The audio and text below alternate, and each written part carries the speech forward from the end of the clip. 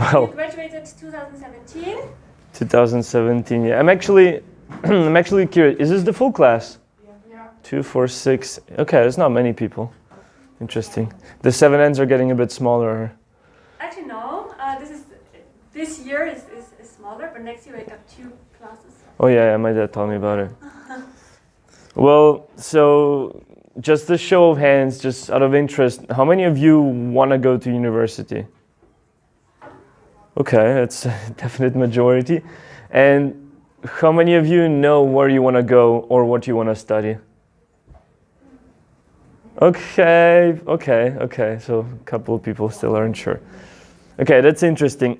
So, well, when coming here, I wanted to speak about, eventually, at the beginning, I wanted to just say that people should take a gap year. That would have been the conclusion of my talk. But I thought about it a lot the last couple of days, and I think the easiest way to maybe explain what I'm thinking is to tell you a little bit about myself. So I'm 23, and in my life I've traveled a lot.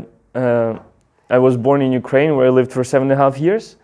Then I moved to Italy for 7.5 years, and I moved to Austria for another 7.5 years now.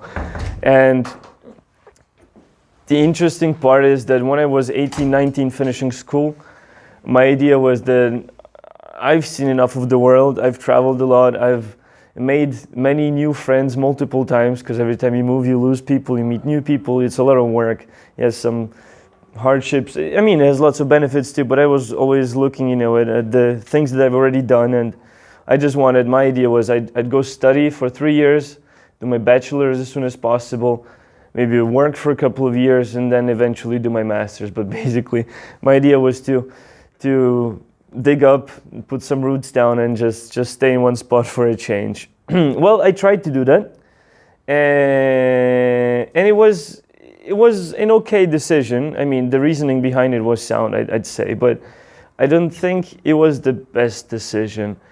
And the reason for that is that now I've been studying for 4 years, different things, and I've been working for 2 years at a company. I'm working in the same direction as what I'm studying, so it's quite nicely combined actually. But I have an apartment now. I have lots of stuff just at home, lots of things that I own, bicycle, whatever. And if you, at some point when you get used to simply paying your bills, having your nice lunch, going to dinner maybe once a week because you can afford it, because you make good money, at some point you can't simply pack all of your things back into a box and shove it down your parents' basement and then take a year off, because it doesn't work. Logistically, my parents don't have this space. And even if they did, I don't want to give up all my luxuries, which I'm quite used to by now. So even though my decision 4 years ago to study was maybe a good one, a better decision would have been to take a year off and travel the world, because at the end I didn't do my bachelor's in 3 years. I stopped studying at the university after just 3 semesters, and well, the reason for that is that I simply wasn't interested in what I was studying. But I convinced myself that I was.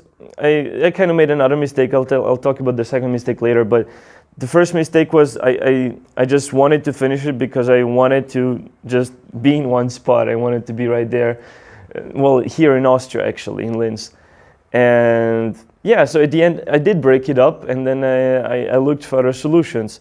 Talking about the Dual Academy, I found this thing online where you can start working at a company, doing basically mechatronic. So I studied mechatronic at the JKU, mechanical engineering, and I started working as a mechanical engineer at a company, and at the same time then kept studying with this Dual Academy program, which is, well, eventually was supposed to be, well, initially was supposed to be more of an academic thing, but eventually it became more of a just work preparation thing, which is perfectly fine. It's just not what I maybe expected.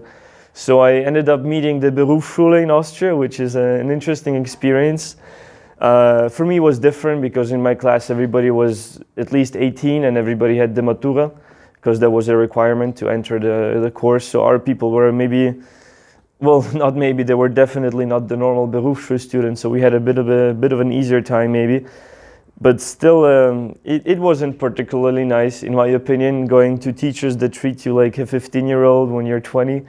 It was kind of ridiculous, and but we got through it. I got through it eventually, and now I'm actually quite happy with my Abschluss, which gives me a very good. It puts me in a very good pay grade, and it gives me a very easy chance to get into university and study. I mean, I would have gotten into university anytime anyways because of my IB grades, but abgesehen davon, it still gives me like an advantage because I know the practical stuff.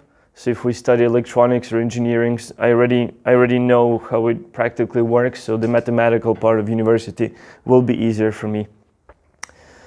But coming back to my second mistake was that I followed the money. At the end of school, I didn't really know what exactly I wanted to study.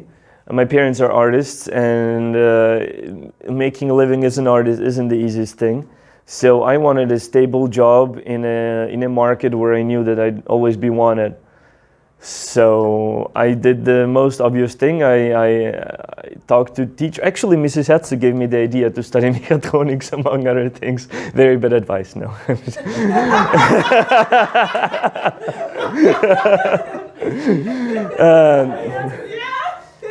No, it really wasn't. It really wasn't. But so my idea was that I always liked math. I always liked engineering. I took math high level in the school. I even managed to pass it. So but the thing is, if you do study something that doesn't interest you 100%, it's quite hard. Most people at my company where I work, when they see a car, their first question is, how does it work inside? What is it, and how like the little parts in the engine and everything, how it works. I'm much more interested in what I have to tell all the other people standing around me to make sure that they actually buy this car. So through studying mechatronics, I actually have discovered that I'm much more interested in economics and the things behind a company. For example, now I'm going into Vertrieb and Projektleitung, so I'll be actually overseeing projects instead of doing the work myself, which is very smart in my opinion. I'm just going to let other people work, and I'll sell their job to other companies. I'll send them work to other companies. But so that's my other advice. Don't follow the money. Actually, think of what you like doing, because chances are you're going to be doing it for quite a long time. Even though nowadays in the world, people change jobs a lot, and it's much easier than it was before. Absolutely true. But still, in my company, there are, well, it's 300 people, but in the building where I work, it's around 70 people. And of them, around 20 people are nearing retirement in the next 20 years. They're all about 50 maybe, so they're all retired at 65. And of those 20 people, at least half of them don't want to go to work at all anymore. Simply because they've been doing the same thing for the past 50 years or the past 40 years, and they just don't want to see it anymore. And I understand it, but it's tough. It's tough for them. You see it. It doesn't interest them, and that's also why I changed my studies multiple times, because I don't want to be like that. I want to actually enjoy what I'm doing. And a week has about, how many hours does a week? I don't know. But people usually work about 40 hours. Let's say 40 more you sleep, and the other 40 are free time. Math, roughly. I don't know. But so work is still a third of your life, and you better do something that you actually do enjoy doing, because otherwise it's just not going to be fun. Coming back to the gap year, which is my last piece of advice, a couple of people from my class did it. Tony listened to Mrs. Jacek. He went to Australia for 1 year. He basically worked at different working companies for 7 months, so each month somewhere else in Australia. And he saved money, and then the rest of the week, so the rest of the year, so that the other 5 months, he just traveled the continent. Well, technically only Australia, so not the whole of Oceania, unfortunately for him. Still, he had fun, and then he came back and he decided that he actually doesn't want to study what he thought that he would like to study before school. So he changed his worldview completely. And I don't know the statistics on this, but I am pretty sure that out of my class, 50% of people stopped what they were studying and either took a semester off or a year off, eventually working somewhere, or they changed into something else. Well, and then they changed into something else, or they changed into something else straight away. So my advice would still be to, if you really aren't 100% sure, like I heard a student yesterday got 45 points and she wants to study medicine. Perfectly fine, go ahead, study medicine, go to England, whatever you want to do, you know what you're doing. But if you don't know 100% what you want to do, believe me, just take a year off. Most of you have, I don't know what citizenship of what country you're from, but most of you will have the chance to go to a different country, visa-free, and just work there for a couple of months and then travel. Meet people, talk to them, ask what they're doing, explore the world. Because, again, when you're 23 like me and you have lots of responsibilities, well, some responsibilities and lots of simply, I don't know, luxury that you're used to, you kind of don't want to give it up. And my plan, so finishing it up, my plan is that I will finish actually my bachelor in mechatronics, but I will not go to university, I'll go to NFH, mostly because their study program is much better constructed. They give you much more support. At the UTKU, the professors, they're kind of there to just do their own research. That's what I get paid for. That's where they make the money. The students are just annoying for them. They actually have to go to class and teach them, and they'd much rather be sitting in their laboratory doing their own experiments, because that's where they get their fame. That's where they get their cathedra and whatever. Maybe they have a chance to go to another university and then get a better position there. So they're not really interested in you. At least in my case, they weren't. But at Dave High, it's a little bit different. People are actually there to teach, and so that's why I chose to do that. So I'll do my bachelor's working at my company with berufsbegleitend, and after that, maybe I'll take a year off if I can afford to let go of my niceties. Yeah, that's it. Yo, guys. So good luck studying. And one more thing: do your assignments on time. Like your internal assignments, no joke, it's the easiest points you're gonna get, and they're gonna give you like one more grade. So if you're like between a 4 and a 5, they're gonna make sure that you get a 5, and you'll have to do them eventually. So you might as well start doing them early, because like you'll have to do it at some point. So just start doing it early, then you're gonna finish early. Yeah, go ahead. How many points did you get in IB? Oh, honestly, no idea. I think about 30. What did I have? 30 to 32. I didn't do very well. I think I handed in my assignments of math high level, biology high level, and chemistry standard level all on the same day, and I'm pretty sure I started working on them basically on a Wednesday when I was supposed to hand them in on a Friday. So I didn't take it particularly serious, but no, look. Look, people have always told me that I'm the sort of person to follow somebody into a revolving door and come out first on the other side, and I'd like to agree with that, but with the assignments and then university after that, it's a little bit more difficult. So if you actually, you can bullshit maybe your way through school, don't do it. You're here to learn something, It's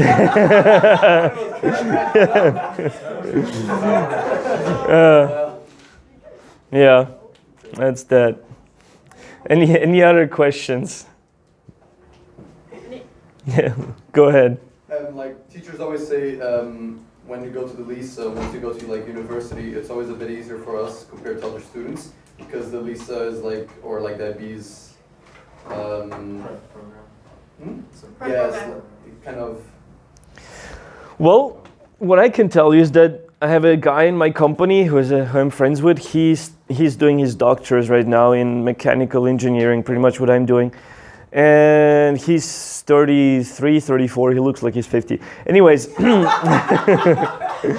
so he has spent his lifetime in university. He just got out of Graz, I think, 2 years ago, and our company is basically the first company that he's working at.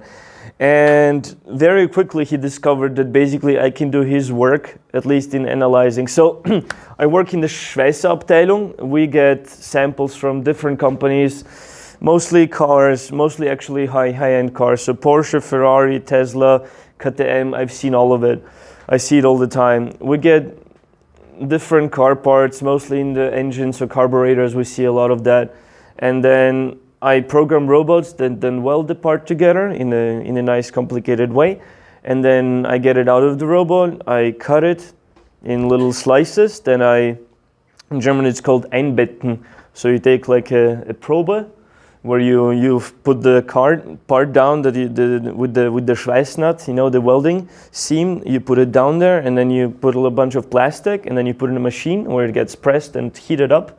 When you take it out, you have like a nice little hokey pokey thingy, and at the bottom of it you see the metal part.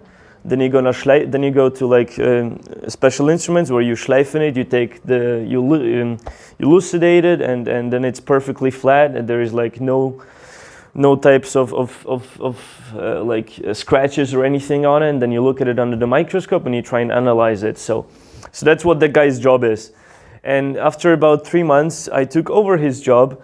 Well, he still does it, but I'm helping him a lot, and quite often I simply do it for him. He does more complicated stuff that I cannot do. But I took it over from him, and I even write reports for him in German, but mostly in English. And it's like writing an extended essay. So I write an extended essay a week for chemistry, basically, or a mix between chemistry and biology. It looks the same. There's a nice little introduction, then you put your abstract, what your whole essay is about. Basically, you describe the part and what you did with it, and yeah, it's an extended essay. And then you go through your method, which I skip most of the time because actually nobody reads it in our companies, because we just send it. Well, it depends. It depends what the Kundschaft wants. I usually know. They usually call me from Porsche, whatever. They tell me what exactly they want to do. But I write my analysis, I analyze the work, I put some Excel statistics in there. Same way as for the extended essay, the same way that I analyze the growth of what did I do for my biology high level? Yeah, me too. Bees! Oh, I did bees. Mine was actually really fun. So anyways, the same way that I plotted my bees and which chamber they went to, which sugar, the same way I plot how many of my probes were successful and what temperatures, what pressures the metal then starts to fail. Same exact thing, you package it all in. It's a nice little essay, 15 pages long, 20 pages long, a bunch of it is math, and then you just send it. So I give it to Stutzi, to Max, he looks over it real quickly, and then he sends it to Leoben or München or wherever it needs to go. Yeah, so that's my weekly extended essay. And so your question was about if the IB prepares you well. Yeah, I think for writing essays it does.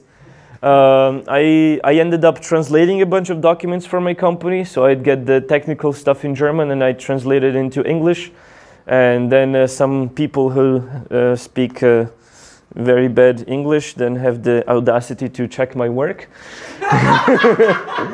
But after that it is sent and used for our company, and we sent to our Kundschaften.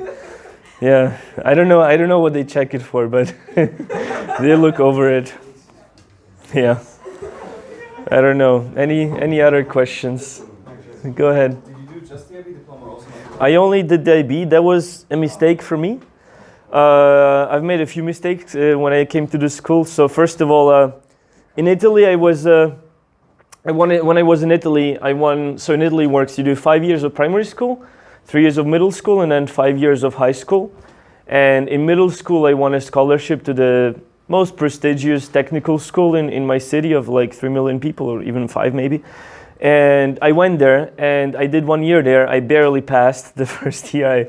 I got a 4.5 in Latin, and you need a 6 to pass. So they basically just shanking me the 1.5 points because I told her that I'm coming to Austria. She read through my grades and she showed that it's a bunch of 6s and 7s, and it's basically I barely passed. And so even though I was supposed to go to 6th grade, like age-wise, she put me into 5th grade. I didn't know any better. My parents didn't know any better. We didn't even know, we weren't asked. So I was put in 5th grade. And basically 5th grade and 6th grade, I don't think I have opened a single book in this school to get straight ones. I could have opened, but there wasn't the point. No, I just got really good grades without trying at all. And that was a mistake for multiple reasons. First of all, I completely forgot how to study, or better to say, I never learned how to study. And the second part is that in 7th grade and 8th grade, you actually have to start studying. So that's then the reason why I kind of started very late on my AI assignments and everything. So how did we get to this tangent? Huh? If you did Matura. Yeah, right. So much better for me it would have been if I had joined in 6th grade and done only the IB, or if I had joined in 5th grade and then actually gone to the M class, because I would have totally, I think, managed to do the Matura. I did not take German B high level for my Matura. I didn't need to have other subjects, but out of people that I know from my class, except Tony, whose mother tongue is German, and Mona, I'm pretty sure my German is the best. I think, well, right now for sure, and at the end of school, pretty much. Because it was totally new when you started it. It was totally new. I mean, it still is quite new. It's only been running. It's running its third year right now. I'm the Kaninchen, Versuchskaninchen in everything that I ever do. I was the first one in the LISA thing. I was the first one in the first token of the Dualakademie. Well, I mean, it gives you your diploma incredibly quickly. So if you do something technical, it's 2.5 years. If you do something kaufmännisches, it's even 2 years or even less. You do get ausgebildet for what you need to do. You can get a job very easily. So in Austria, there's like these Stufen, ABCD, whatever of however much money you're making, and the Dualakademie puts you straight into D, which is the same that you would get if you do a HTL. And the people that come out of the HTL usually, well, not everybody, but they make, let's say about 2,000, depending what HTL they did. But for example, one guy started my company last year, started with HTL. He didn't know what he was doing. With 19, he was making 2,800 euros brutto per month, so which is a lot, considering that he doesn't really still know. Well, by now he knows his job, but it takes a little bit to learn it. And the Dualakademie basically allows you to do exactly the same thing. You just get ausgebildet, and the most important thing is that you're straight in the company. So you learn to talk to colleagues, you learn to interact with other people, you learn to stick to your deadlines, and you just learn the Wirtschaft of Austria, which is quite difficult to do actually, because if you think about it, coming out of school and then coming out of university. I've seen lots of people that come out of university with a master's degree and then they go into a technical field. They have no idea what they're doing. They've been calculating sinuses and cosinuses and whatever their whole life. They can calculate me. They can send me back to the moon and back, but they can't. If you show them the practical thing, they have no idea what to do with it. They're simply absolutely lost. And that's why companies quite often. That's the joke that's been running in the industry. We need somebody who's 23, he's had 10 years of experience, and he has 2 master's degrees. But obviously that's impossible. But if you do the Dualakademie, it puts you there. You don't get a master's, but you get a HTL-Abschluss and then even a higher one if you work just two more years at the same company. And then you can study, and you have perfect access to the work environment in Austria. But it's also quite, like, if you think about it, in the Dualakademie you also get paid full stipendium, so however much the other people who have already finished their HTL, you get pretty much the same money, a little bit less, but that's not very important for the amount of knowledge that you have. So to say, because you start from scratch, and you can, you can really just learn the craft and but then again, you have to know that that's what you want to do, because I don't know, not many people actually know what they want to do. Yeah, I'd be finished. I don't think I have much more advice for you people. Isabella, can you join the meeting? Thank you, Bogdan. Thank Sure. you so much. Thank you for coming.